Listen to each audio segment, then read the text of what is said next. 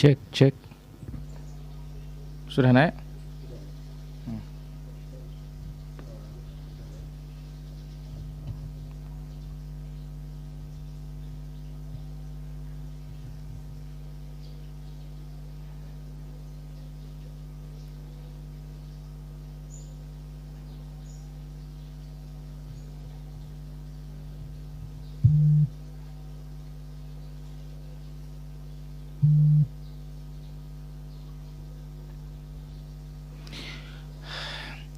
Assalamualaikum warahmatullahi wabarakatuh. Innal hamdalillah nahmaduhu wa nasta'inuhu wa nastaghfiruh wa na'udzu billahi min shururi anfusina wa sayyiati a'malina. May yahdihillahu fala mudilla lahu wa may yudlil fala hadiya lahu. أشهد أن لا إله إلا الله وحده لا شريك له وأشهد أن محمدا عبده ورسوله يا أيها الذين آمنوا اتقوا الله حق تقاته ولا تموتن إلا وأنتم مسلمون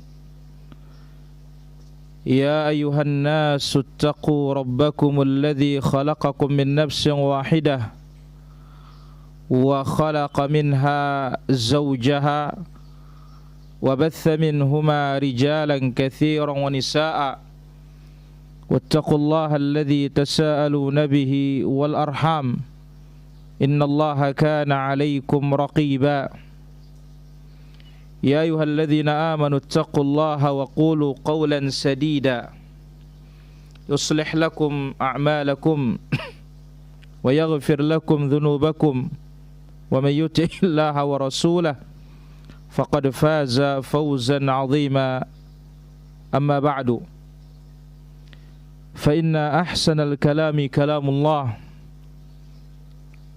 وخير الهدي هدي محمد صلى الله عليه وسلم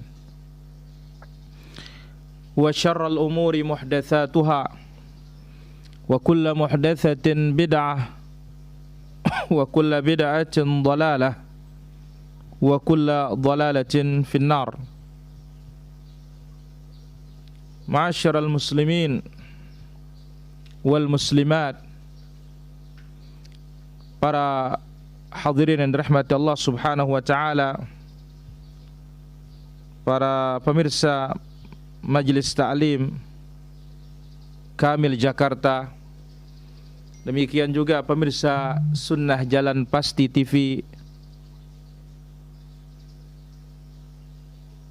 di seluruh Nusantara yang dirahmati Allah Subhanahu wa taala.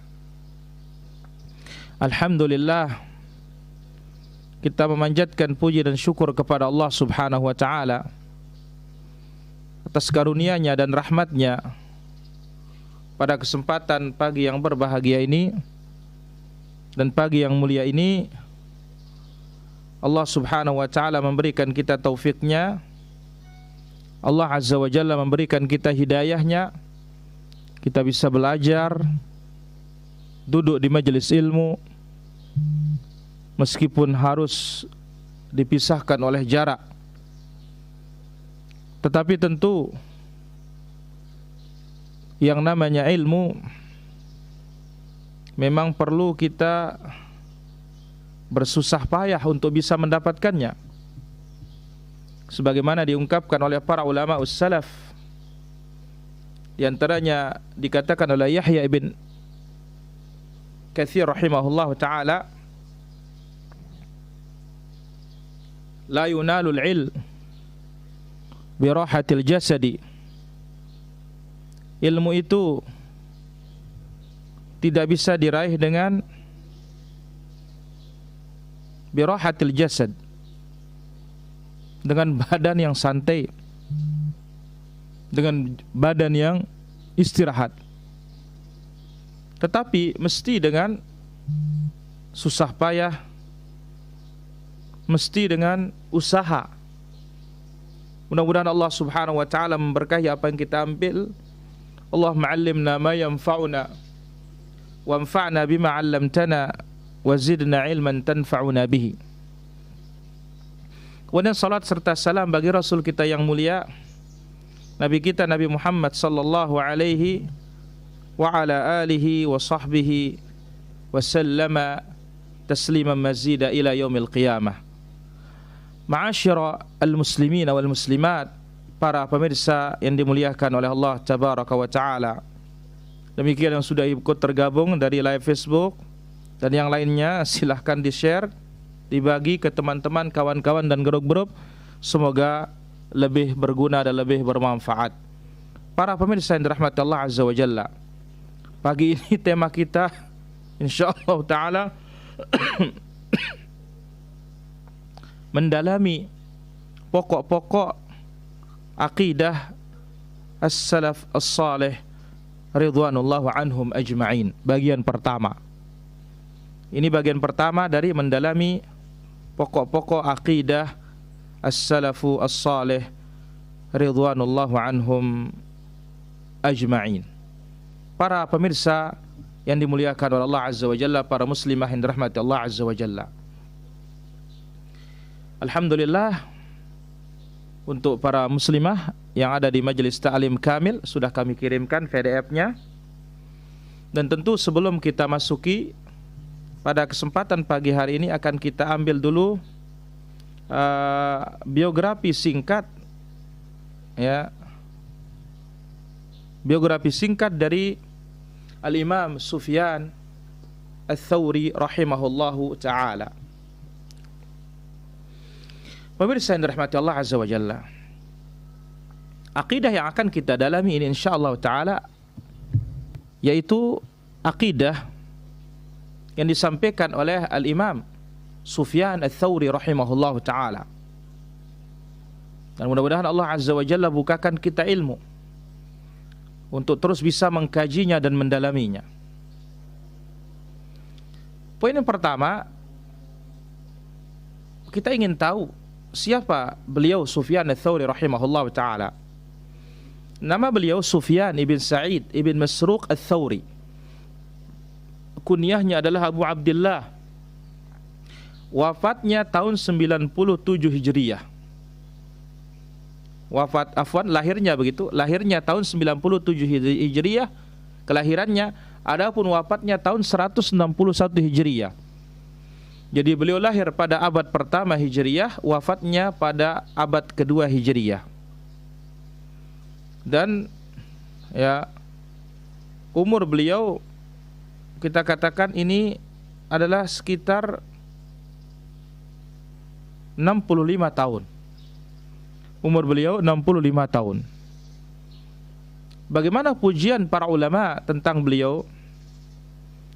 Al-Imam Syu'bah Ibn al-Hajjaj al-Wasiti al-Basri, demikian Al-Imam Sufyan ibn Uyainah, gurunya Al-Imam Syafi'i, demikian Abu Asim, kemudian Yahya bin Ma'in dan yang lainnya mengatakan Sufyan Ats-Tsauri amirul mu'minin fil hadis.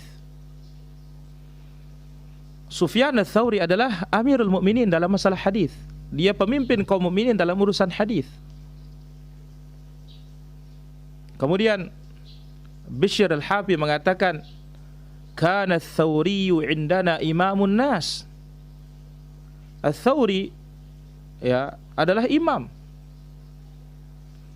Kemudian Al-Marwazi meriwayatkan dari Imam Ahmad ibn Hanbal, beliau berkata, atadri man al-imam? Tahukah engkau siapa imam? Al-Imam Sufyan Ats-Tsauri. Al-Imam Sufyan Ats-Tsauri la yataqaddamu ahadun fi qalbi. Di hatiku tidak ada yang menandingi beliau. Di hatiku tidak ada yang mendahului beliau. Qala Al-Auza'i, Al-Imam Abu Amr Al-Auza'i, faqih Syam, mengatakan, lam yabqa man yajtami'u alaihi al-'ammah bir-ridha was-sihhah illa ma kana min rajulin wahidin bil Kufah, yakni Sufyan. Tidak ada yang tersisa yang diridai oleh orang banyak dan diterima kesahihan riwayatnya kecuali hanya satu orang di Kufah, yaitu Al-Imam Sufyan Ibn Sa'id Ibn Masruq Al-Thawri rahimahullahu ta'ala. Itu dia biografi singkat beliau, dibawakan dalam kitab Tarikh Baghdad, demikian juga dibawakan dalam kitab Tahdzibul Kamal, demikian juga dibawakan dalam kitab Siyar A'lam An-Nubala. Kitab yang akan kita kaji ini Mujmal I'tiqad Ahli Sunnati wal Athar.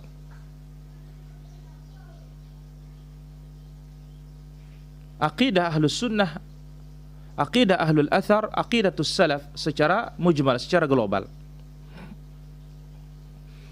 Kitab ini bahasannya adalah berisikan kathir min abwabis sunnah wal i'tiqad. Banyak sekali bab-bab akidah, bab-bab sunnah, bab-bab Islam, pokok-pokok dan prinsip-prinsip agama di dalamnya. Maka kitab ini sangat bagus untuk dikaji dan untuk dipelajari. Alhamdulillahi wahdah. Segala puji bagi Allah Azza wa Jalla, hanya miliknya. Kemudian diperhatikan pada halaman pertama dibawakan di sana i'tiqadu Abi Abdullah Sufyan ibn Sa'id Al-Thawri. Aqidah Abu Abdullah, ini kunyah beliau, yang dinamakan kunyah adalah seluruh nama yang diawali dengan Abu atau Ummu, ibu fulan, bapak fulan, maka itu dikatakan kunyah. Aqidah beliau, qala akhbarana Muhammad ibn Abdurrahman ibn Al-Abbas, telah memberitakan kepada kami Muhammad ibn Abdurrahman ibn Al-Abbas. Qala haddatsana Abul Fadl Syu'aib ibn Muhammad Ar-Rajiyan, beliau berkata telah memberitakan kepada kami Abul Fadl Syu'aib ibn Muhammad Ar-Rajiyan. Qala haddatsana Ali bin Harb al-Musili, beliau berkata telah menceritakan kepada kami Ali bin Harb al-Musili.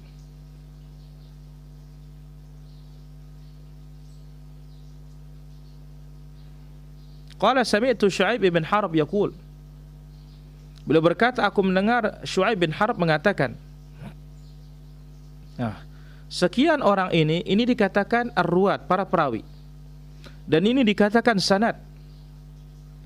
Yang dikatakan sanad adalah silsilatul rijal al-musilatu ilal matan, ya, mata rantai perawi yang menyampaikan kita kepada isi dari hadis atau isi dari satu ucapan. Dan sanad ini merupakan keistimewaan Islam, tidak dimiliki oleh orang luar Islam. Maka dikatakan sebagaimana dalam muqaddimah Sahih Muslim, ya, al-isnadu minad din walau lal isnad laqala man syaa ma syaa. Sanad ini bagian dari agama Islam. Andai kata tidak ada sanad dalam agama ini, orang akan berkata sesukanya. Maka ini keistimewaan yang dimiliki oleh agama kita, punya sanad, punya perawi-perawi dengan kriteria-kriteria dan syarat-syarat yang ketat, sehingga apa yang disampaikan itu diterima. Dikatakan oleh Syu'aib bin Harb, qultu li Abi Abdullah, aku berkata kepada Al-Imam Sufyan Al-Thawri, Abu Abdullah Sufyan ibn Sa'id Al-Thawri, hadithni bihadithin minas sunnah. Hai Abu Abdullah, sampaikan kepadaku satu ungkapan, satu pembicaraan yang datang dari akidah, yang datang dari sunnah, yang berbicara tentang akidah, yamfa'unillahu bihi, mudah-mudahan dengannya Allah Azza wa Jalla memberikan aku manfaat. Fa idza waqaftu baina yadayillahi, apabila aku berdiri di hadapan Allah Azza wa Jalla, wa sa'alani anhu, dan ketika aku ditanya, faqala li min aina akhadta hadza, dari mana engkau dapatkan hal ini? Qultu ya Rabb, di sana aku bisa mengatakan, haddatsani bihadzal hadis Sufyan Ats-Tsauri, yang menyampaikan kepadaku ungkapan ini adalah Sufyan Ats-Tsauri. Wa akhadtu anhu, dari sana, dari dia aku ambil. Fa anju ana ya wa tu'akhadhu anta, sehingga aku bisa selamat, engkau nanti ditanya oleh Allah Subhanahu wa taala. Faqala ya Syuaib, lalu dikatakan oleh Sufyan Ats-Tsauri rahimahullah taala, dikatakan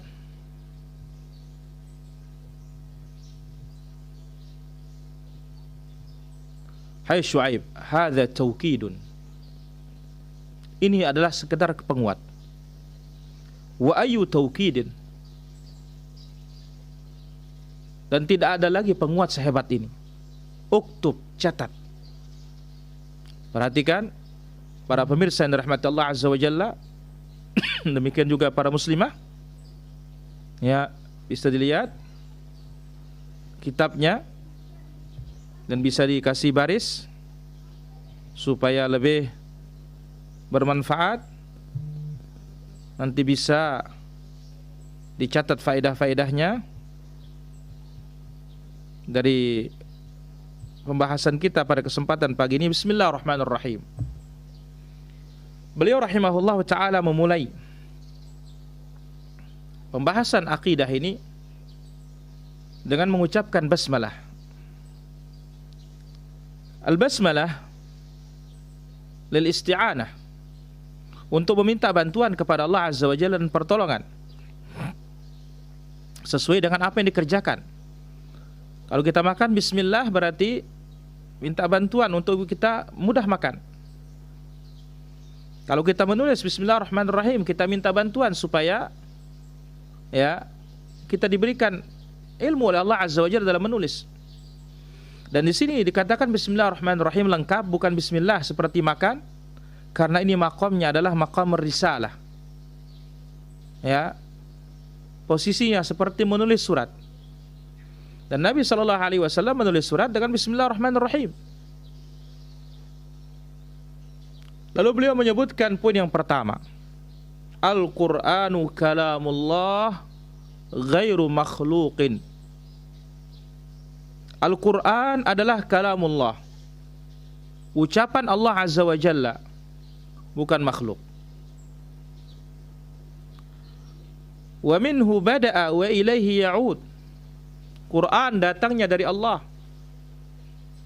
akan kembali kepada Allah Subhanahu wa taala. Wa man qala ghaira hadza fahuwa kafir. Barang siapa yang mengucapkan selain dari ucapan ini, maka beliau mengatakan fahuwa kafir, dia kafir. La ilaha illallah. Sungguh ini adalah perkataan yang sangat berat, kalimat ini. Subhanallah. Jadi beliau rahimahullah ta'ala mengatakan, setelah mengucapkan basmalah, bismillahirrahmanirrahim, Al-Qur'anu kalamullah. Al-Qur'an itu adalah ucapan Allah, ghairu makhluk, bukan makhluk. Wa minhu bada, dari Allah datangnya, wa ilaihi ya'ud, akan kembali kepada Allah Al-Qur'an itu. Wa man qala ghairu hadza, siapa yang mengucapkan selain dari ini, ya, yang mengatakan Quran itu adalah makhluk, Quran itu adalah hikayah, cerita atau ungkapan, ya, fahuwa kafir, beliau mengatakan dia kafir. Sungguh ini perkataan yang sangat berat dan perlu kita akan kaji, ya, ucapan beliau dari poin yang pertama yang merupakan prinsip dari prinsip akidah salafus salih ridwanullah anhum ajma'in. Di sini dikatakan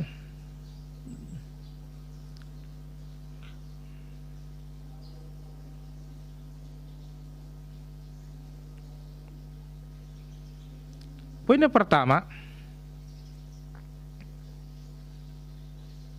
tadi dikatakan hadithni bihadithin minas sunnah yanfa'uni Allahu bihi fa idza waqaftu baina yaday Allah tabaraka wa ta'ala wa sa'alani anhu faqala min aina akhadta hadha. Kata Syuaib ibn Harb, "Hai Sufyan, sampaikan kepadaku hadis tentang sunnah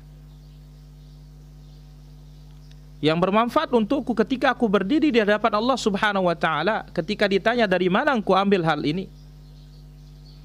Lalu aku menjawab, "Ini aku ambil dari Sufyan ats-Tsauri.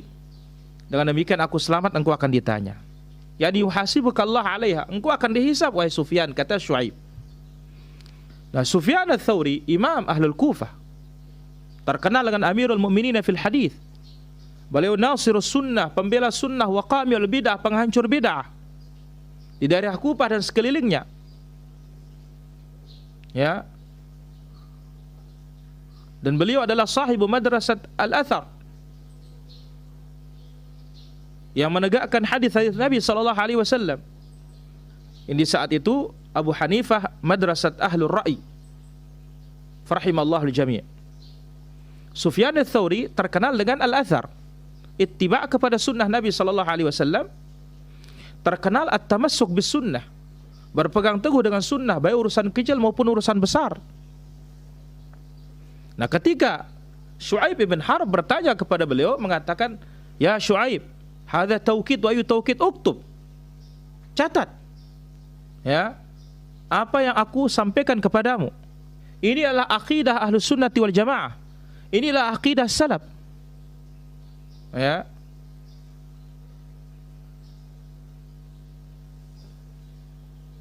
Maka demikian juga sekarang. Ketika ada orang bertanya, "Sampaikan kepadaku akidahmu," jangan keberatan. Maka ini pentingnya kita belajar akidah. Sekarang kalau kita tidak tahu akidah, bagaimana kita akan menyampaikan kepada orang?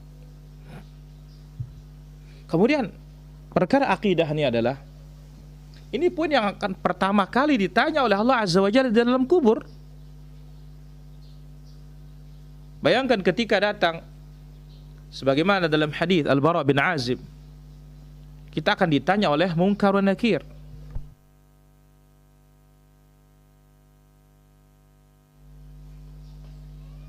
Ditanya oleh Munkar wa Nakir, "Man rabbuka?" Siapa Rabbmu? "Wa ma dinuka?" Apa agamamu? "Wa man hadzal rajul alladzi bu'itsa fikum?" Siapa laki-laki yang diutus kepadamu? Ini semuanya bertanya tentang apa? Perkara akidah, perkara keyakinan, bukan hanya di lisan.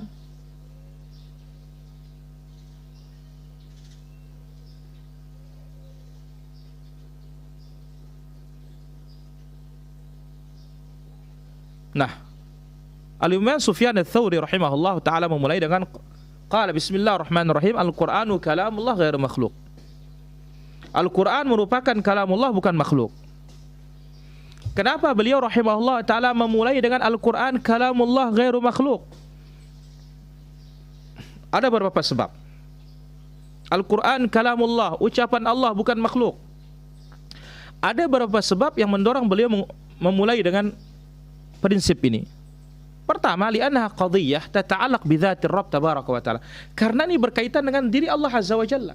Dan lihat pertanyaan dalam kubur, "Man rabbuka?" Siapa Rabbmu? Di antara sifatul Rabb adalah al-kalam. Allah Azza wa Jalla berbicara dengan pembicaraan yaliqu bi jalalihi wa 'azamatihi, layak dengan kebesaran Allah Azza wa Jalla, layak dengan keagungan Allah Subhanahu wa ta'ala. Maka a'zamul ilmu yang paling agung adalah al-ilmu bil i'tiqad, yaitu mengilmui masalah keyakinan, akidah. I'tiqad fillah azza wa jalla, keyakinan tentang Allah azza wa jalla. Lianna a'zam ma yumkin an yata'allamahu al-mar', yang paling agung yang dipelajari oleh seseorang, kewajiban yang paling wajib untuk dipelajari oleh seseorang, an yuhsin i'tiqadahu fillah azza wa jalla, kita perbagus keyakinan kita tentang Allah. Jangan sampai kita ditanya tentang Allah, man rabbuka, tetapi di dunia tidak pernah belajar tentang Allah azza wa jalla. Ya, justru di dunia kita mengingkari Allah. Di mana Allah? Allah saja tidak tahu kita. Subhanallah. Bagaimana kita akan bisa menjawab di dalam kubur? Lihat hadis Muawiyah bin al-Hakam as-Sulami ketika menyesal setelah menampar hamba sahayanya, budak perempuannya, "Ya Rasulullah, aku menyesal. Apa yang aku lakukan? Merdekakan dia. Aku ingin merdekakan dia, Rasulullah. Lalu Rasulullah SAW mengatakan, sebelum engkau merdekakan dia, bawa dia ke sini. Lalu Nabi SAW tanya, man ana anta Rasulullah? Au aina Allah? Di mana Allah? Bayangkan pertanyaan pertama, aina Allah? Di mana Allah? Fis sama, di atas langit. Qala man ana? Siapa aku? Qala anta Rasulullah, engkau Rasulullah. Apa kata Nabi SAW? I'tiqha fa innaha mu'minah. Merdekakan, dia sudah beriman. Di sini pertanyaan pertama, aina Allah? Ini berbicara tentang zatullah azza wa jalla, diri Allah azza wa jalla. Ini yang terbaik, yang teragung dipelajari oleh seseorang. Yang paling wajib dipelajari oleh seseorang, ayuhassin i'tiqadahu fillah azza wa jalla. Perbagus keyakinan kita tentang Allah. Kenal Allah azza wa jalla dengan dalil Al-Quran dan dalil sunnah as-sahihah. Seperti apa dipahami oleh ahlus sunnati wal jamaah, as-salafiyun, as-salafus salih. Maka oleh karena itu, para ulama kita mengatakan a'zamul ulum wa asyrafuha ilmul aqidah.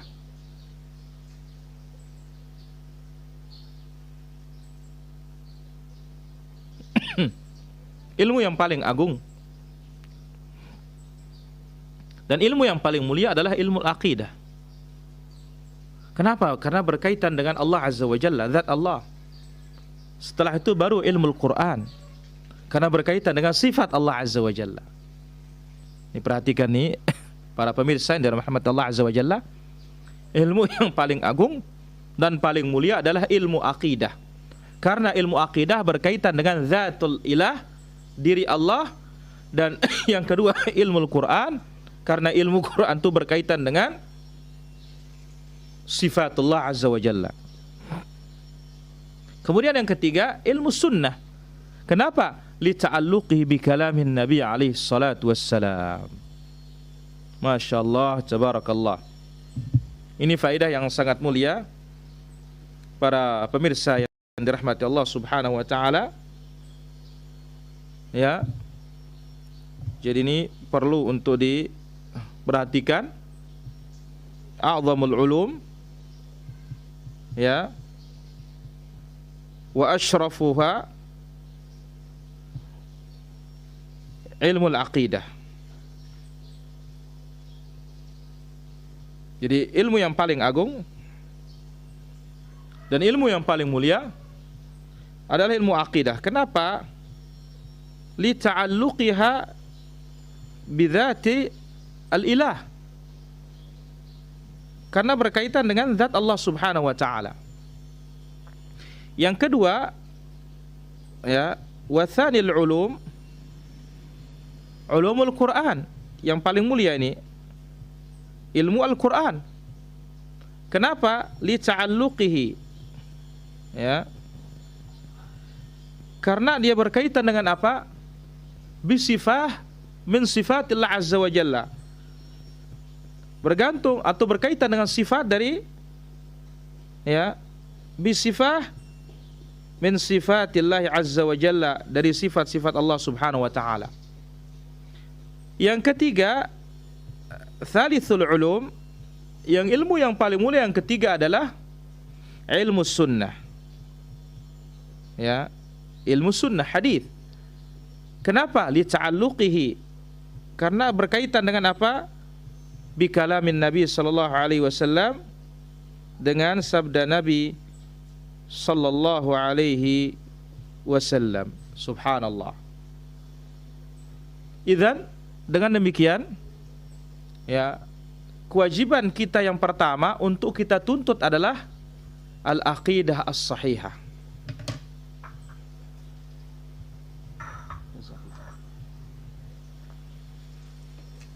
Jadi kewajiban kita yang pertama untuk kita pelajari, untuk kita tuntut adalah yaitu ilmu al-aqidah as-sahihah allati kana alaihi salafu hadhil ummah.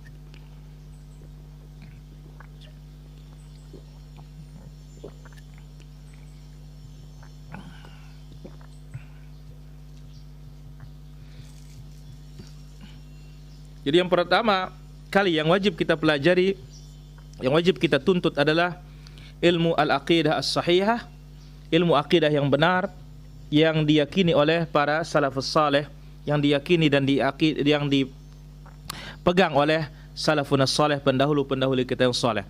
Maka tema kita pada kesempatan hari ini ya mendalami pokok-pokok akidah salaf bagian yang pertama. Oleh karena itu beliau rahimahullah taala mengatakan, uktub, catat, bismillahirrahmanirrahim, dengan menyebut nama Allah Azza wa Jalla yang Maha Pengasih lagi Maha Penyayang. Al-Quran kalamullah ghairu makhluk. Al-Quran ucapan Allah bukan makhluk. Minhu bada, dari Allah datangnya, wa ilaihi ya'ud, kepada Allah kembalinya. Wa anqala bighairi hadza faqad kafar. Siapa yang mengucapkan selain dari hal ini maka dia kafir. Ini yang pertama. Kenapa beliau memulai dengan Al-Quran kalamullah? Karena itu adalah sifat Allah Azza wa Jalla. Karena berkaitan dengan sifat Allah subhanahu, atau berkaitan dengan zat Allah subhanahu wa ta'ala. Kemudian yang kedua, kenapa disebutkan tentang Al-Quran kalamullah? Poin pertama dalam akidah yang dibawakan oleh beliau, anna hadhil fitnah, fitnah ya, yang berkaitan dengan al-qaul bi khalqil Quran. Orang-orang Mu'tazilah yang mengatakan Al-Quran itu adalah makhluk, ini muncul di Irak, Ardul Fitan, negeri yang penuh dengan fitnah, yaitu Irak. Subhanallah.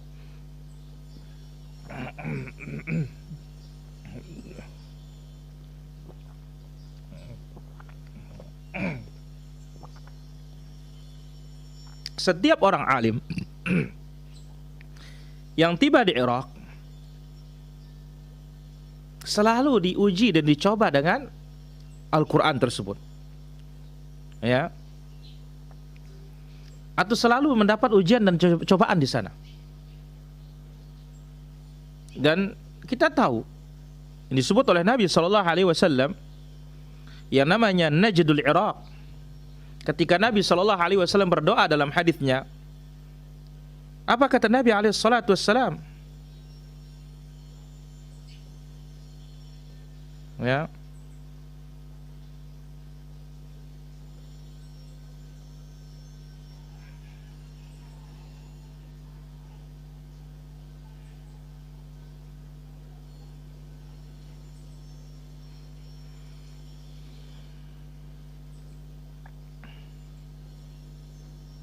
jadi dikatakan oleh Nabi SAW, Allahumma barik lana fi madinatina. Ya Allah, berkahilah kami di kota Madinah ini. Wa fi Syamina, di Syam. Wa fi Yamanina, dan di Yaman. Wa fi Najdina. Berkata orang Irak, ya Rasulullah, doakan juga keberkahan untuk Najd. Ya Rasulullah, doakan juga keberkahan untuk Najd. Apa jawaban Nabi SAW? Nabi SAW tidak mendoakan. Justru Nabi SAW membawa berita, ya, min huna tatlu qarnus syaitan. Dari Najd itu muncul tanduk-tanduk setan. Ini ya muncul di negeri Irak. Setiap orang alim yang tiba di Irak diuji dengan hal ini. Dan ahlul Irak dominan ahlul fitan, ya, dan ahlul nifaq ketimbang yang lainnya. Dan kurangnya penghormatan mereka terhadap orang-orang berilmu sangat terkenal, ya. Dan kita tahu dalam sejarah bagaimana orang-orang Irak yang pertama kali membela Ali radhiyallahu anhu, membela Husain radhiyallahu anhum jami'an. Tetapi begitu mereka di awalnya membela, tak lama mereka itu mengingkari janji mereka dan berkhianat. Maka mereka itu adalah orang-orang yang khianat, orang-orang nifaq, kecuali yang dirahmati oleh Allah Subhanahu wa taala. Maka oleh karena itu ketika beliau Sufyan ats-Tsauri rahimahullah melihat permasalahan ini sangat-sangat penting karena berkaitan dengan zat Allah Subhanahu wa taala, ya. Di samping itu yang banyak bergulir di tengah-tengah masyarakat, ya, masalah al-fitnatul qaul bi khalqil Quran, arada an yu'alijah ibtida'an, maka beliau ingin, ya, mengobati kerusakan yang terjadi di tengah-tengah masyarakat Irak. Dan kalamullah azza wa jalla, ucapan Allah sifat. Jadi dikatakan sifat fi'liyah. Ditinjau dari zat Allah, maka ini sifat zatiyah, tidak terpisah dari Allah Subhanahu wa taala. Ditinjau dari kapan waktunya, ini adalah sifat ya fi'liyah. Kembali kepada kehendak Allah Subhanahu wa taala, kapan Allah mau berbicara, Allah azza wa jalla berbicara. Maka di sini sifat fi'il, sifat zat dan sifat fi'il. Dan kalam Allah azza wa jalla, ucapan Allah, Allah berbicara, ini sifat fi'liyah.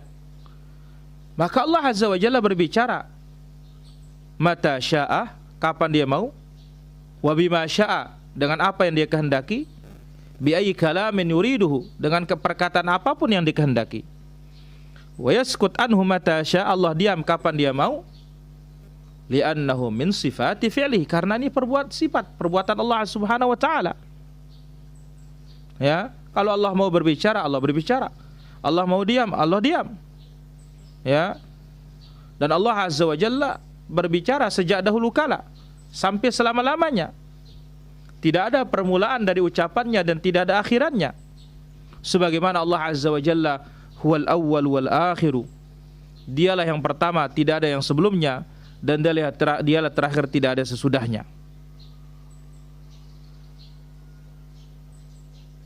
Maka demikian juga ucapan Allah Subhanahu wa taala, tidak ada awalan dari perkataannya dan tidak ada kehancuran dari ucapannya. Allah berbicara daiman wa abadan wa azalan, terus menerus, selama-lamanya, dan tanpa awalan. Allah azza wa jalla lam yakun sakitan thumma takallam, dia tidak pernah diam kemudian berbicara. Ketika dia berbicara, tidak akan hancur perkataannya, maka itu dikatakan ghairu makhluk. Ucapan Allah itu bukan makhluk, karena itu sifat Allah Subhanahu wa taala. Dan sifat Allah azza wa jalla satu pun tidak ada yang makhluk. Karena yang makhluk itu, itulah dia diawali dengan ketiadaan dan diakhiri dengan kehancuran. Apa bahaya al-qaul bi khalqil Quran? Mengatakan Quran makhluk, sehingga beliau membawakan di sini Al-Quran kalamullah ghairu makhluk. Apa bahayanya mengatakan Quran itu adalah makhluk? Ya, khuturat hadzal kalam, bahaya kalimat ini, yaitu kita akan mengatakan inna kulla makhluk hadis, seluruh makhluk itu adalah sesuatu yang baru, dari tidak ada menjadi ada. Maka apakah Allah Subhanahu wa taala sebelumnya tidak pernah berbicara kemudian berbicara? Maka sifat tidak berbicara kemudian berbicara, sifat ajz, sifat lemah, sifat kurang. Ya. Dengan mengatakan Allah tidak pernah berbicara, setelah itu baru berbicara. Kalau begitu siapa yang mengajarkan Allah berbicara? Bukankah ini sifat kurang? Kita jawab, iya. Maka dengan demikian yang benar, sifatul kalam lazimatul lillah azza wa jalla, tetap pada diri Allah Subhanahu wa taala. Ya. Mulazimul lillah, tidak terpisah dari Allah Subhanahu wa taala. La awwala laha wala nihayah, tidak ada awalnya, tidak ada ujungnya. Maka ketika kita mengatakan makhluk, kalamullah makhluk, ya, maka ini kita mengatakan bahwasanya Allah Subhanahu wa taala lemah. Dan tentu ini adalah perkara yang sangat besar, pantas dikatakan wa man qala bi ghairi hadza fahuwa kafir. Siapa yang mengatakan selain dari ini maka dia kafir. Yang kedua, kalau mengatakan bahwasanya kalamullah makhluk, ucapan Allah makhluk, pasti akan hancur. Karena setiap yang makhluk itu pasti hancur. Kullu syai'in halikun. Maka siapa yang mengatakan Quran ya makhluk, berarti dia akan mengatakan Al-Qurannya akan hancur. Ya. Dan tidak ada satu pun yang mengatakan demikian dari kalangan ahlus sunnati wal jamaah. Dengan demikian, yang mengatakan Al-Quran kalamullah adalah makhluk, ya, la budda wa annahu mubtadi', pasti dia itu membuat-buat, mengada-ada dalam nama-nama dan sifat-sifat Allah Azza wa Jalla. Tidak ada di kalangan ulama salaf yang mengatakan demikian. Abu Bakar, Umar, Uthman, Ali dan yang lainnya daripada sahabat, tidak ada. Semuanya mengatakan Al-Quran kalamullah. Lantas kenapa para ulama kita mengatakan ghairu makhluk, bukan makhluk? Bukankah ya Al-Quran mengatakan kalamullah, sebagaimana telah disebutkan di dalam firman Allah Subhanahu wa taala. Allah mengatakan dalam surat At-Taubah ayat yang ke-6, wa in ahadun minal musyrikin istajaraka faajirhu hatta yasma'a kalam Allah. Kalau ada seorang musyrik minta perlindungan, maka lindungilah dia sehingga dia bisa mendengar kalamullah. Lain lagi hadis Nabi sallallahu alaihi wasallam, inna Quraisyan mana'uni min an uballigha kalam Rabbi. Sesungguhnya Quraisy telah menghalangi aku untuk menyampaikan kalam Rabbi, ucapan Rabbku. Nah, ini dia di zaman dahulu bahwasanya para ulama salaf kita hanya mengatakan Al-Quran kalamullah. Quran itu adalah firman Allah Azza wa Jalla, tidak ada penambahan ghairu makhluk, bukan makhluk. Yang memang konsekuensinya bukan makhluk. Tapi ada kalimat Quran kalamullah ghairu makhluk, bukan makhluk. Ya. Dan tidak ada satu pun ulama salaf mengatakan Al-Quran kalamullah makhluk, tidak ada. Ya, ulama salaf ya, mereka menyebutkan Al-Quran kalamullah. Ya. Tetapi itu terpaksa dikatakan ghairu makhluk, bukan makhluk, oleh Imam Ahmad ibn Hanbal untuk membantah orang-orang yang mengatakan Quran itu makhluk. Jadi ini kalimat yang disebutkan oleh Imam Ahmad rahimahullah ta'ala, ingin membantah orang-orang Mu'tazilah yang mendengungkan dan menyebarkan dan memaksa orang mengatakan Quran itu makhluk. Maka Imam Ahmad rahimahullah ta'ala mengatakan Al-Quran kalamullah ghairu makhluk. Al-Quran itu firman Allah Azza wa Jalla, bukan makhluk.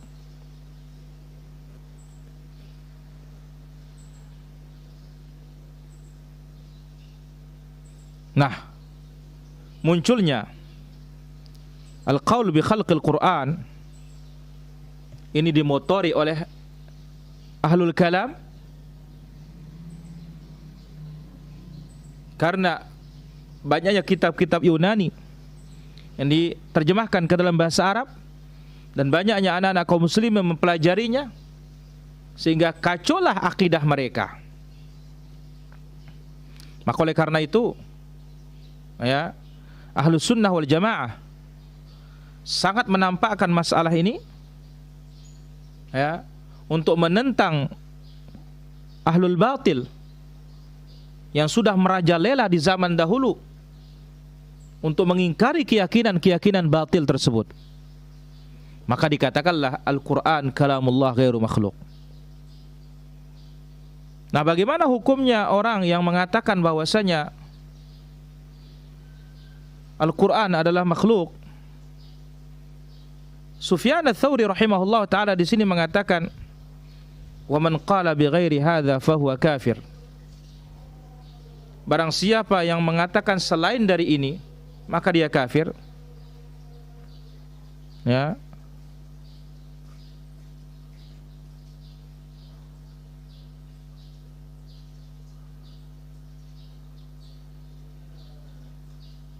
Wa man qala bi ghairi hadza fahuwa kafir. Afwan, wa man qala bi ghairi hadza fahuwa ya, kufrun. Barang siapa yang mengucapkan selain dari kalimat ini,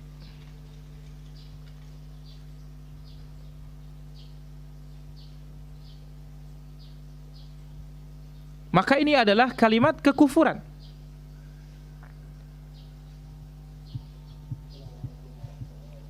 Baik, dijelaskan oleh beliau, wa man qala ghair hadza fahuwa kafir, begitu. Wa man qala ghair hadza fahuwa kafir.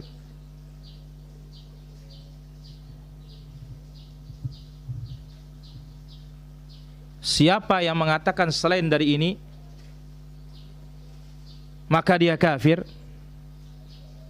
Ini menunjukkan khuturatuhu, bahayanya perkataan ini, kalimat ini,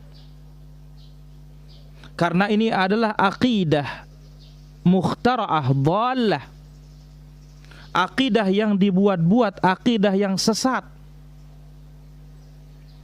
yang telah menyeret banyak para ulama dan menyeret banyak korban. Sampai para ulama kita mengatakan, laqad nasarallahu al-Islam bi Abi Bakrin yawma riddah. Allah Azza wa Jalla telah memenangkan Islam dengan Abu Bakar di saat hari orang yang banyak murtad.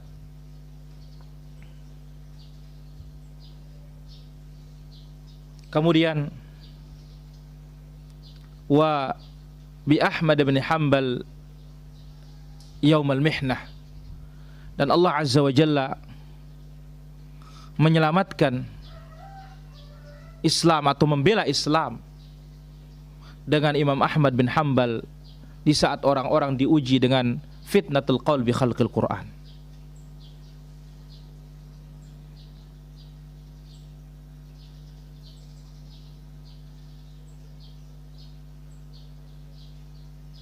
Maka ini perkara yang sangat besar dalam agama.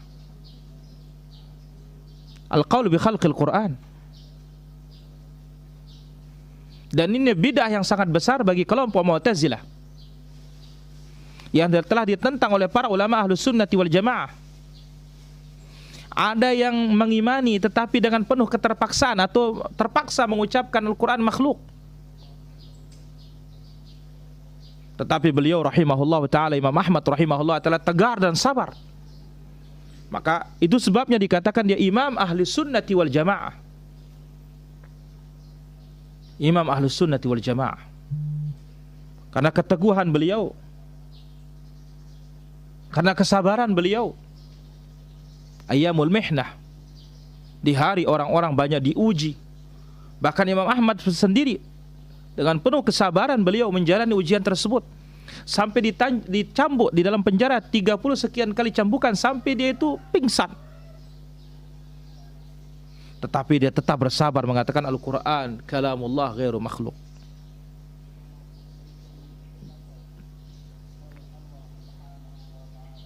Jadi Al-Quran Azza wa Jalla bukan makhluk. Yang di saat itu dai Mu'tazilah yang terus membisiki penguasa, yaitu Ahmad ibn Abi Du'ad.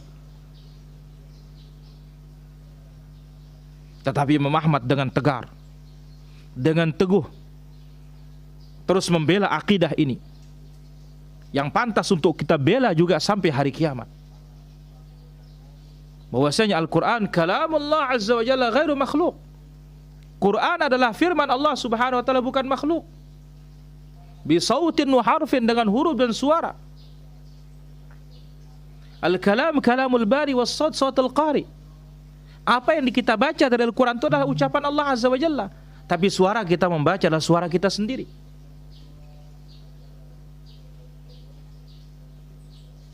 Ini dia ucapan beliau rahimahullahu ta'ala di poin yang pertama dari akidah ini. Kemudian ya, poin yang kedua disebutkan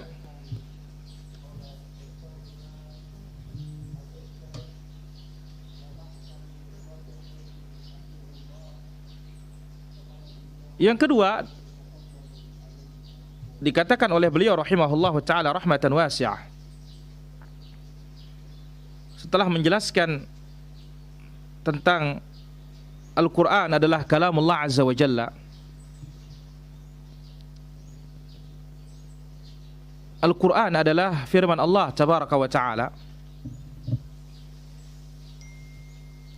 Beliau membawakan,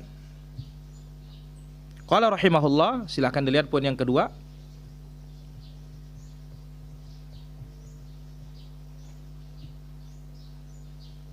Qala rahimahullah, wal imanu qaulun wa amalun wa niyatun. Al imanu qaulun wa amalun wa niyatun. Iman itu adalah ucapan. Iman itu adalah amalan, perbuatan. Iman itu adalah an-niyah, niat.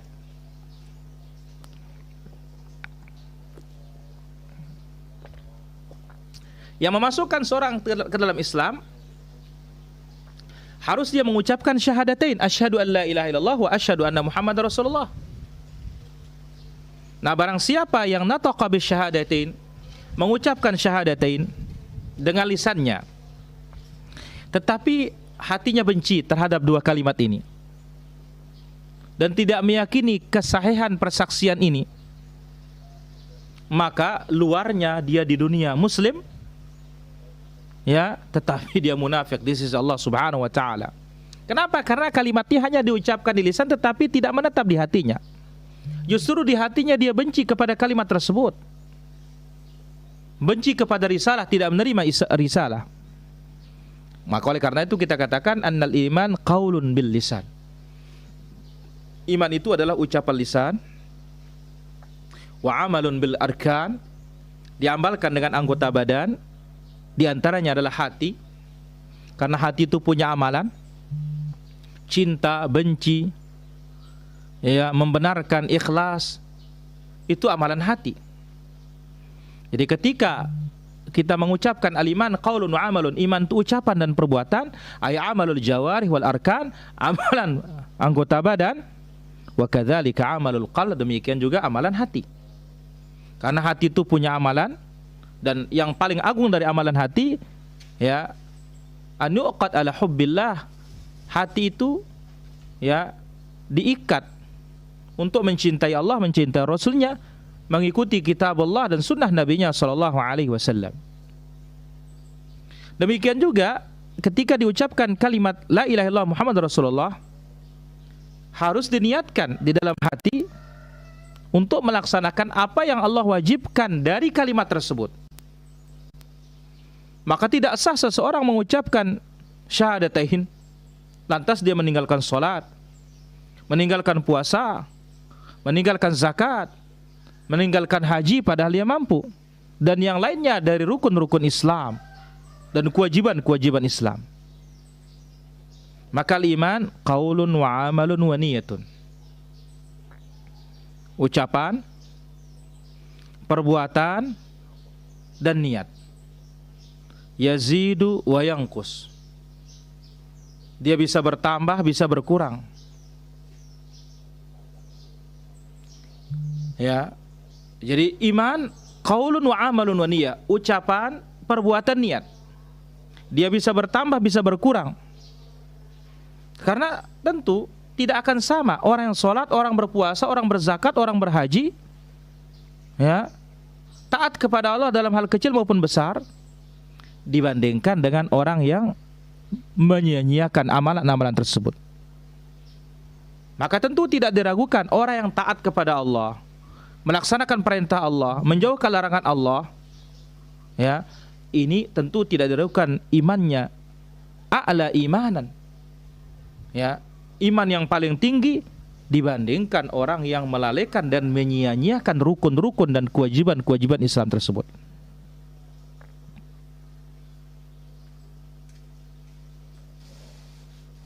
Maka inilah dia iman di dalam madhabus salaf, madhab ahlus sunnati wal jamaah, ya, qaulun wa amalun wa niyah, ucapan, perbuatan, dan niat. ucapan, ucapan lisan, ya, dan ucapan hati. Ya. Amalan, amalan lisan, atau amalan, amalan anggota badan dan amalan hati. Lalu beliau rahimahullah taala mengatakan, wal imanu qaulun wa amalun wa niyatun yazidu wa yanqus. Ucapan, perbuatan, niat bisa bertambah, bisa berkurang. Ya. Yazidu bil taati wa yanqusu bil ma'siyah. Dia bisa bertambah karena ketaatan kepada Allah, dan dia bisa berkurang karena maksiat kepada Allah Subhanahu wa taala. Sebagaimana yang diterangkan oleh Allah Azza wa Jalla dalam firman-Nya, wa idza tuliyat alaihim ayatuhu zadatuhum imana. Ketika dibacakan ya kepadanya ayat-ayat Allah Subhanahu wa taala, zadatuhum imana, imannya bertambah. Kemudian juga ta'alau nazdadu imana, mari kita menambah iman kita. Kemudian juga Nabi sallallahu alaihi wasallam katakan, ma ra'aitu min naqisati dinin wa aqlin. Aku tidak pernah melihat orang yang paling kurang agamanya dan kurang akalnya, kurang agamanya. Kenapa dikatakan kurang agamanya? Ketika dia salat bertambah imannya. Tapi begitu dia tidak salat karena haid, berkurang imannya. Ini merupakan prinsip dan akidah Ahlus Sunnati wal Jamaah. Ini diterangkan oleh beliau rahimahullahu taala rahmatan wasi'ah. Ini sekaligus bantahan terhadap kelompok Al-Murji'ah. Kalau poin pertama bantahan terhadap kelompok Al-Mu'tazilah, maka pada poin ini adalah bantahan terhadap kelompok ya Al-Murji'ah, alladzina yukhrijuna al-amal minal iman, yang mana mereka itu mengeluarkan amalan dari iman. Dan ini juga bantahan terhadap kelompok Murji'ah, karena Murji'ah mengatakan la yadurru ma'al kufri imanun. Iman itu tidak mudarat karena kekafiran. Maka jelas inilah qaulun batil, perkataan yang batil.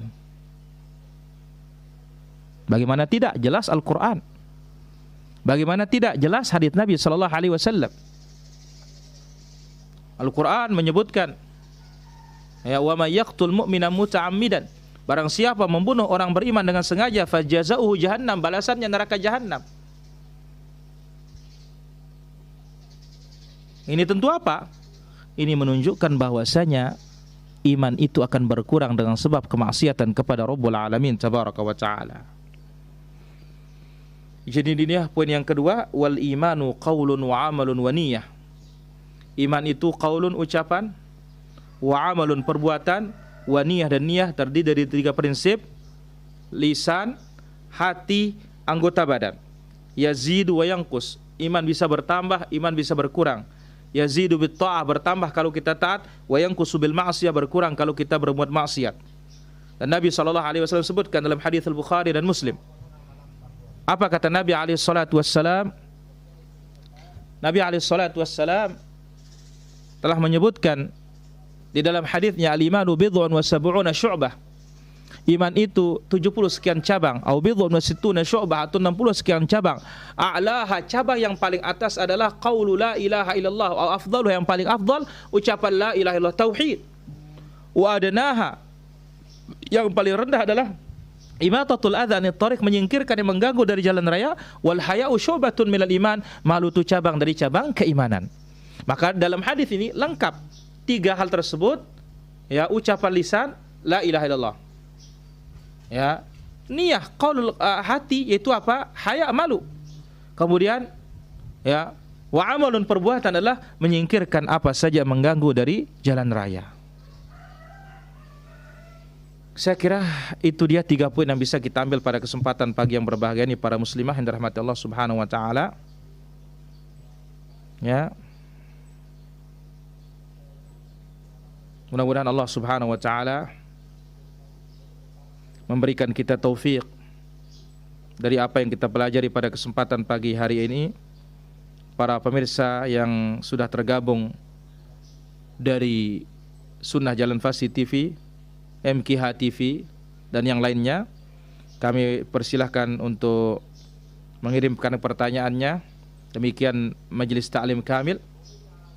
ya yang ikut tergabung di kesempatan pagi hari ini, kajian rutin setiap 1 kali sebulan, setiap hari Rabu. Dan hari ini kita mulai dengan mendalami pokok-pokok akidah salaf. Baik, kita akan baca beberapa pertanyaan yang sudah masuk di sini. Mertua perempuan dan saudara istri masih ada 5. Ya, masih ada 5 kali dan 2 perempuan. Bagaimana hak pembagian harta waris? Kita katakan bahwasanya ya 5 laki 2 perempuan. Ya istri si istri mendapatkan 1/8, sisanya dibagi oleh anaknya. Ya sisanya dibagi oleh anaknya. Wallahu taala ala wa alam. Apakah orang yang mengingkari hadis bahwa kedua orang tua Nabi sallallahu alaihi wasallam ya bisa di neraka bisa terjatuh dalam kekafiran? Pertama kita katakan ya bahwasanya hadis Nabi sallallahu alaihi wasallam wajib kita kedepankan di atas segala-galanya. Ya. Dan kita mengimani kesahihan hadis Nabi sallallahu alaihi wasallam. Maka kita tidak bisa menolak hadis Nabi sallallahu alaihi wasallam dengan alasan apapun, kecuali ada dalil yang menjelaskan hadis tersebut, baru kita bisa menjelaskan. Adapun ketika hadis sudah jelas, maka ya al-imanu bihi wajibun, mengimaninya di sini adalah wajib. Tidak boleh kita untuk mengingkarinya. Karena mengingkarinya ini berbahaya terhadap keimanan kita. Wallahu taala ala wa alam. Baik, pertanyaan dari Majelis Ta'lim Kamil. Assalamualaikum warahmatullahi wabarakatuh. Ketika di dunia kita mengetahui jawaban dari 3 pertanyaan malaikat mungkar nakir, apakah menjamin bahwa dalam kubur kita bisa menjawab? Tidak ada jaminan. Kenapa? Karena ya urusan akhirat itu bukan tanya jawab, bukan juga kuis, tetapi apa? Ini membutuhkan yang tadi, iman itu. Kalimat itu diucapkan oleh lisan, dibenarkan oleh hati, dipraktikkan oleh anggota badan. Apa konsekuensinya? Apa yang merusaknya? Harus itu yang perintah dilaksanakan, larangan dijauhkan. Wallahu taala ala wa alam. Assalamualaikum warahmatullahi wabarakatuh. Apa hikmah dari diwafatkannya orang dengan sebab kesyahidan seorang tenggelam wabah terbunuh, padahal selama hidupnya jauh dari sunnah dan pelaku maksiat? Kita katakan kalau orang baik baru mendapat dia syahadah. Kalau dia tidak baik itu bukan menjadi mati syahid baginya. Justru itu adalah akhdhatu asafin, atau justru itu adalah apa? Hukuman begitu. Justru itu adalah bagian dari hukuman yang disegerakan di dunia. Wallahu taala ala wa alam. Assalamualaikum warahmatullahi wabarakatuh. Apakah ketika chat dengan seorang di WhatsApp SMS termasuk dalam menu surat sehingga diawali dengan tulisan basmalah? Iya, termasuk bagian dari surat. Wallahu taala ala wa alam. Kan bahasa Inggrisnya message itu surat. Ya. Kemudian bagaimana cara mengetahui seorang dai akidahnya menyimpang padahal amal ibadahnya sama? Ya kita belajar. Maka itu sebabnya dikatakan oleh para ulama kita, ya al-haq la yu'rafu birrijal. Kebenaran itu tidak diketahui dengan orang atau tidak dikenal dengan orang. Tapi orang itu akan diketahui dengan kebenaran. Jadi kita tahu orang itu benar atau tidak dengan kita memiliki ilmu yang hak tersebut. Wallahu ta'ala ala wa alam. Assalamualaikum warahmatullahi wabarakatuh. Apakah ketika chat dengan seorang sudah ini apakah akidah yang berbeda yang dipelajari dengan seorang ustaz tidak mendapatkan pahala menuntut ilmu? Ya jelas dong. Dan tentu kita ketika belajar itu harus kita pilih guru. Sebagaimana pesan dari Muhammad bin Sirin rahimahullah ta'ala dibawakan dalam muqaddimah Sahih Muslim, inna hadzal ilma dinun fanzuru amman ta'khudhu dinakum. Ilmu ini agama, tengoklah dari mana engkau mengambil ilmu agamamu. Wallahu ta'ala ala wa alam. Kemudian pertanyaan berikutnya. Assalamualaikum warahmatullahi wabarakatuh. Di medsos banyak web menyajikan kajian sunnah tapi tidak bisa mengetahui siapa memposting karena disamarkan dengan contoh sahabat, hamba Allah, pena fulan. Bila pun bertanya siapa sahibul webnya, dikatakan perlu diketahui agar ikhlas. Padahal saya ingin tahu sanadnya, gurunya, pendidikannya. Mohon nasihat apabila lebih baik saya tinggalkan web majhul pengusung sunnah atau diterima saja selama diajarkan benar. Kalau kita dalam rangka belajar itu harus jelas. Ya, kalau tidak jelas dahulu orang majhulul hal atau orang majhul di zaman periwayatan itu tidak diterima riwayatnya. Maka dengan demikian juga sekarang. Jadi ambil yang sudah jelas, jangan ambil yang tidak jelas. Wallahu ta'ala ala wa alam. Kemudian assalamualaikum warahmatullahi wabarakatuh. Setiap mendengar kajian dari ustadz yang akidahnya berbeda tentang nama dan sifat Allah, ada perasaan marah dan benci di hati. Apakah menjadikan kita berdosa? Kita katakan ya jangan diambil ilmunya. Ya, kalau akidahnya tidak benar tentang tauhid asma wa sifat, tidak boleh diambil semua ilmunya. Ya, karena apa? Ini masalah prinsip. Ini prinsip salaf dalam menimba ilmu.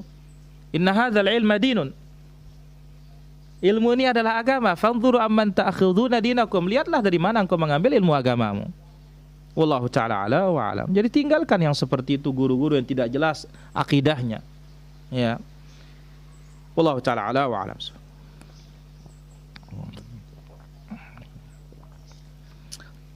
Assalamualaikum warahmatullahi wabarakatuh. Apakah ketika kami haid berdosa bila membaca, menyentuh, memindahkan, membersihkan dan mengenai mushaf? Kita katakan insya Allah tidak ada masalah yang seperti ini. Halah darurah, ya, maka ini tidak ada masalah. Wallahu ta'ala ala wa alam. Di samping itu juga ada perselisihan di kalangan para ulama kita tentang menyentuh mushaf apakah harus suci atau tidak. Meskipun tentu kehati-hatiannya, lebih waspadanya kita bersuci. Wallahu ta'ala ala wa alam. Kita mengajak teman Nasrani masuk Islam, apakah kita mendapatkan pahala jariyah? Jelas.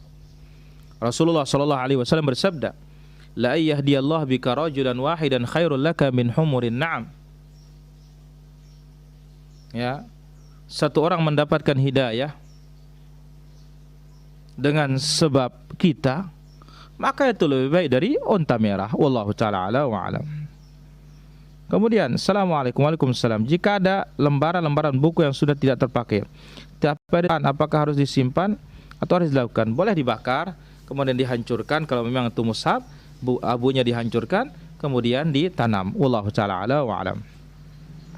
Sebagaimana Utsman bin Affan radhiyallahu an, ketika sudah menulis Al-Quran dengan rasam, ya, dengan bahasa Quraisy, maka yang lain itu dikumpulkan, dibakar, dihancurkan. Wallahu ta'ala ala wa alam. Bagaimana menyikapi perkataan seorang kalau belajar ilmu agama jangan dengan satu aliran saja supaya wawasan kita menjadi luas? Wah, ini bahaya. Ya, ini jauh dari nasihat salaf. Lihat itu kisah Umar bin Khattab radhiyallahu anhu yang membawa Taurat. Yang Umar, siapa meragukan keilmuannya Umar? Muridnya Rasul sallallahu alaihi wasallam. Yang dikatakan oleh Nabi sallallahu alaihi wasallam, "Ma ra'aitu abqariyan afra firyatan." Aku tidak pernah afra fariyah. Aku tidak pernah melihat orang yang paling jenius. Tetapi begitu dia membawa lembaran-lembaran Taurat dan mengatakan, demi Allah ini ada kebaikan di dalamnya, langsung Nabi SAW marah. Amutahawwikuna fiha ibn al-Khattab. Jangan kau gegabah ya Umar. Apa kau masih ragu? Ya. Jadi ini orang yang tidak punya prinsip dalam beragama. Ini orang yang tidak benar cara beragamanya seperti itu. Karena kita dituntut untuk mencari guru yang di atas sunnah, yang mengajarkan kita tauhid, mengajarkan kita petunjuk Nabi SAW, mengajak kita, membimbing kita kepada manhajus salafus salih. Wallahu ta'ala ala wa alam. Jadi kita tidak membutuhkan luasnya, karena tidak ada lebih luas dari kitabullah dan sunnah Nabi SAW. Justru kita mempelajari kelompok-kelompok yang menyimpang, itu membuat kita terkungkung dan picik beragama. Wallahu ta'ala ala wa alam. Assalamualaikum warahmatullahi wabarakatuh. Saya pernah berusaha berdakwah di lingkungan awal, mereka belum kenal sunnah sampai ada yang mengadu domba dan akhirnya dakwah kita terfitnah. Satu teman sunnah mundur sampai akhir sendiri dan fitnah di luar sampai luar biasa, dilaporkan kantor rekan-rekan terpapar radikal, diusulkan pemimpin teratas dijauhi teman-teman dan orang-orang ahlu bidah, melarang semua jamaah masjid, dibuat nyaman dalam kemakmuran masjid. Sampai akhirnya pelarangan kajian walau tak secara terang-terangan, tapi langkah kita dijegal sampai akhirnya ada pandemi. Apakah kita boleh ngotot memulai kajian jika keadaan memungkinkan? Tidak ada masalah kalau memang bermaslahat besar. Tapi kalau tidak ada maslahat besar, maka apa? Cari tempat lain. Lihat Rasulullah SAW dihalangi berdakwah di Makkah, dia pindah ke Madinah. Ya, Allahu ta'ala ala wa alam. Kemudian assalamualaikum warahmatullahi wabarakatuh. Apakah dikatakan kufur syirik ketika seorang merasa jenuh dengan wabah ini dan mengatakan, "Duh corona, pergilah kamu dari kampung kami. Jangan kamu celakai keluarga kami. Kapan kamu pergi?" Ya, kita katakan alhamdulillah.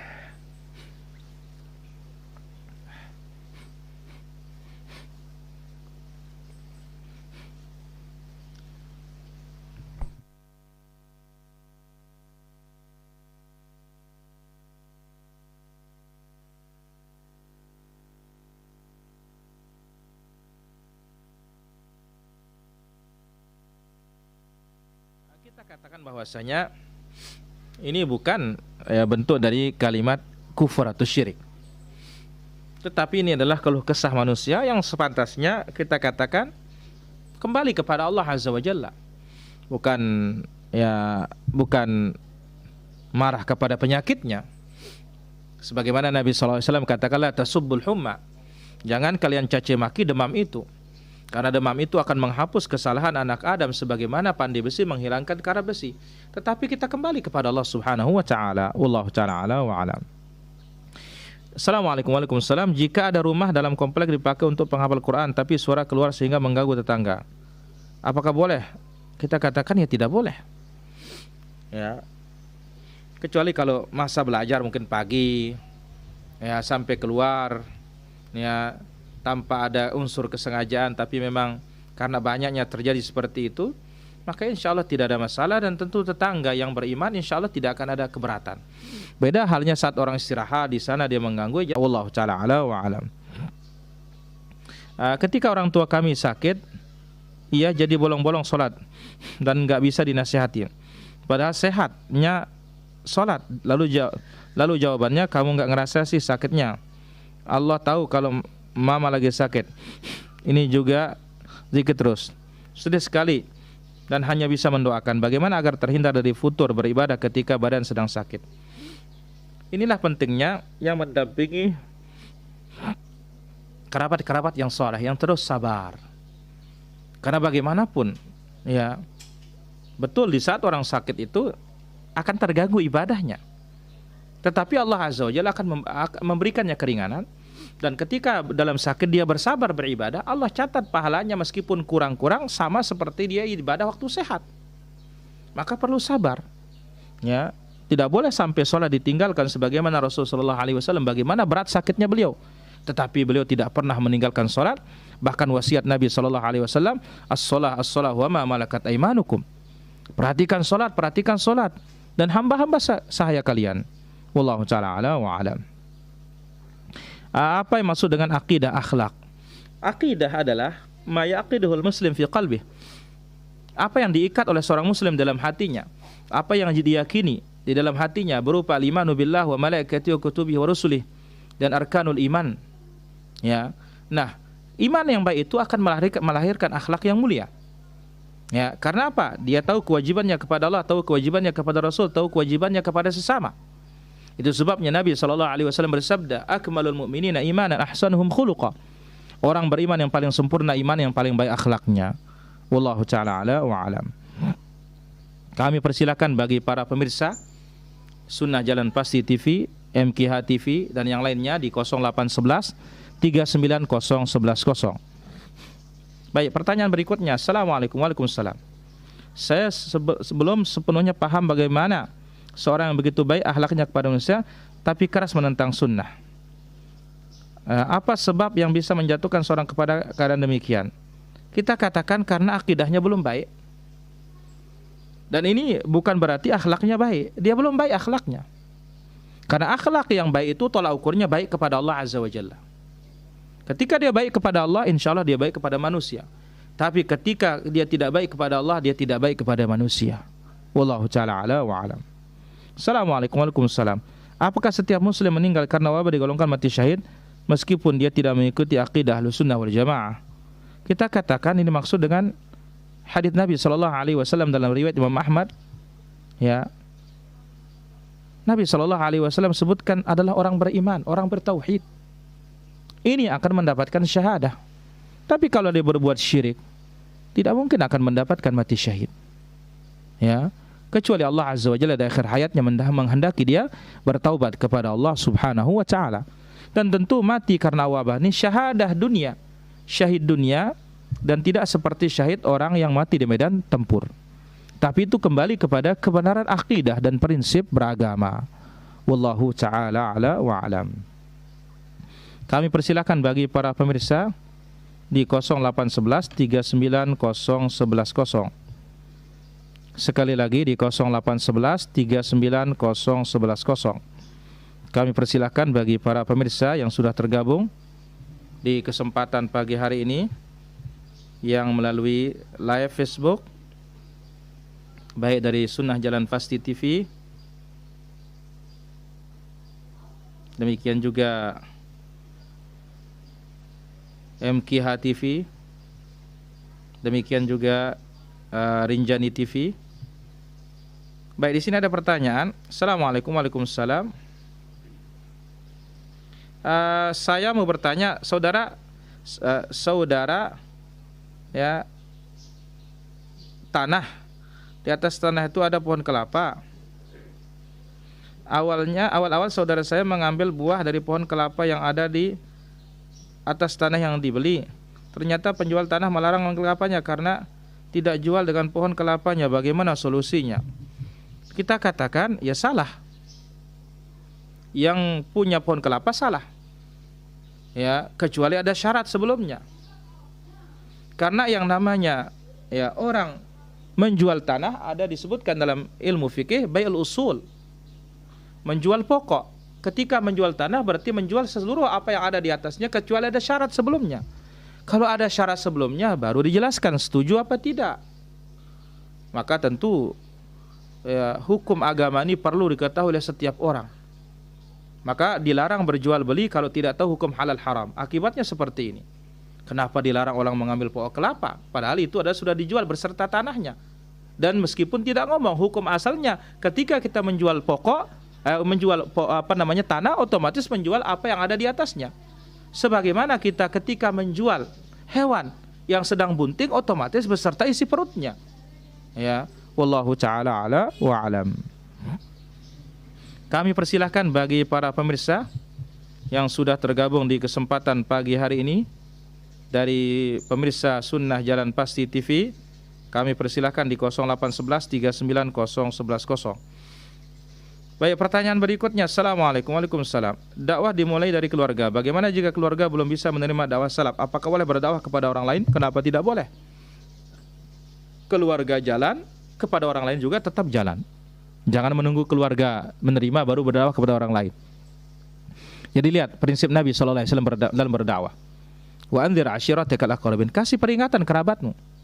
Tetapi bukan berarti melupakan orang lain. Lihat Nabi SAW ketika tidak diterima di Mekah, dia pindah ke Madinah. Padahal Mekah keluarganya. Wallahu ta'ala ala wa alam. Bolehkah mengikuti kajian sambil berzikir? Tidak ada masalah. Ya, wallahu ta'ala ala wa alam. Assalamualaikum, waalaikumsalam. Doa apa yang bisa diamalkan agar selama hidup tidak tergelincir pada akidah yang sesat? Kita katakan, ya muqallibal qulub, tsabbit qalbi ala dinika. Wa ya musarrifal qulub, sarrif qalbi ala ta'atika. Wallahu ta'ala ala wa alam. Kami persilahkan bagi para pemirsa yang sudah tergabung di kesempatan pagi hari ini, ya, dari TV satelit Sunnah Jalan Pasti TV. Kami persilahkan di 0811 390110. Jangan lupa untuk di-share, dibagi ke teman-teman dan kawan-kawan dan guru-guru supaya lebih bermanfaat. Kami ingatkan bagi para pemirsa yang sudah tergabung di kesempatan pagi hari ini di 0811 390110. Sekali lagi di 0811 390110.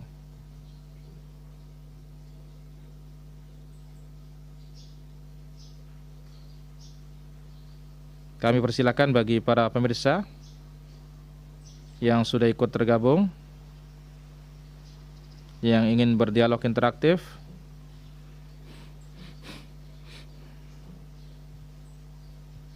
Baik, di sini ada satu pertanyaan.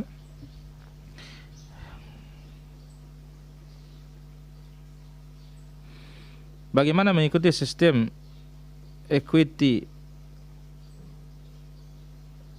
crowdfunding yang digadang oleh Santara, di mana investor membeli saham dari UKM yang terdaftar dengan sistem dividen bagi hasil setiap 6 bulan dan setiap 3 bulan, atau bahkan direncanakan sistem yang memungkinkan investor bisa menjual saham kapanpun dia mau. Lalu apakah sebenarnya perbedaan dari bagi hasil mudharabah dengan investasi saham? Karena setahu Ana, jika mudharabah itu tidak bisa dibatalkan atau ditarik salah satu pihak, melainkan atas persetujuan pihak yang terlibat dalam kerjasama tersebut. Ya, intinya yang seperti ini, ya ini juga masuk dalam kategori mudharabah. Satu yang modal, satu yang bekerja. Maka tetap konsekuensi atau syarat-syarat itu harus tetap berlaku. Ketika ada syarat yang tidak terpenuhi, maka kita katakan itu mudharabah yang tidak sah untuk dilaksanakan. Wallahu ta'ala ala wa alam. Kami persilahkan bagi para pemirsa yang sudah tergabung di kesempatan pagi hari ini,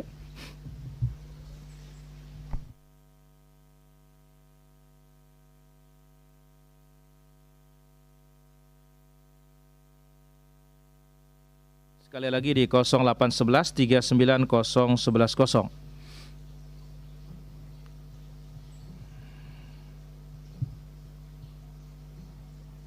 Kami ingatkan bagi para pemirsa yang ingin bertanya melalui live Facebook di kolom komentar yang sudah tergabung di kesempatan pagi hari ini, ya, Jamal Tahir dan yang lainnya, ya, kami persilahkan. Mungkin ada pertanyaan. Demikian para pemirsa dari Majelis Ta'lim Kamil Jakarta, kemudian pemirsa Sunnah Jalan Pasti TV dan yang lainnya, kami persilahkan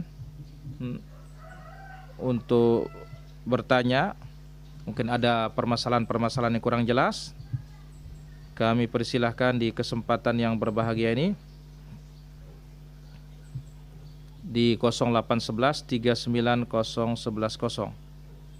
Sekali lagi di 0811 390110. Sekali lagi kami berikan kesempatan, ya, Sunnah Jalan Pasti TV, kami berikan kesempatan di 0811 390110. Silahkan.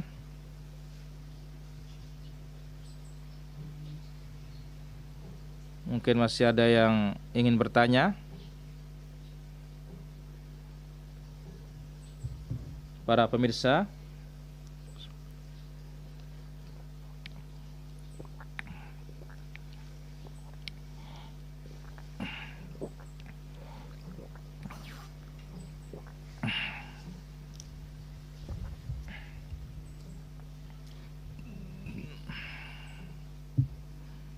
baik, nampaknya sudah tidak ada. Kita cukupkan sampai di sini. Wal ilmu indallah wa sallallahu wasallam wa barak ala abdika wa rasulika Muhammad wa ala alihi wa sahbihi ajma'in. Baik, di sini ada satu lagi pertanyaan. Kita jawab dulu. Assalamualaikum. Waalaikumsalam. Bagaimana seharusnya seorang muslim mengimani takdir dengan benar sesuai dengan pemahaman salafus saleh? Masya Allah kana wa ma lam yasha' lam yakun. Apa yang Allah kehendaki terjadi pasti terjadi. Apa tidak dikehendaki terjadi tidak mungkin terjadi. Dan apa yang Allah Azza wa Jalla kehendaki terjadi pasti di baliknya ada hikmah. Ya, di baliknya ada hikmah. Ya, hanya Allah Azza wa Jalla yang tahu. Wallahu taala ala wa alam. Bagaimana sikap kita ketika melihat ulama, ustadz dihina, dicaci di medsos? Apa boleh kita membalas? Kita katakan kita memberikan nasihat. Jangan kita membalas dengan cacian. Kalau kita balas dengan cacian berarti sama kita dengan mereka. Wallahu ta'ala ala wa alam. Saya kira demikian. Mohon maaf para pemirsa yang dirahmati Allah subhanahu wa ta'ala. Jazakumullah khair wa barakallahu fikum. Semoga apa yang kita ambil bermanfaat. Allahumma 'allimna ma yanfa'una wa anfa'na bima 'allamtana wa zidna ilman tanfa'una bihi. Subhanakallahumma bihamdik Asyhadu an la ilaha illa anta astaghfiruka wa atubu ilaik. Wassalamualaikum warahmatullahi wabarakatuh.